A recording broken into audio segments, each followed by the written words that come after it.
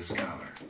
Now, I'm going to show you the wrong way of holding any leash. If you pull this way, that makes it very powerful. Okay. If you pull up, you block them from moving forward. Ready? High level of anxiety. So, observing that the way she came out outside, the way she came out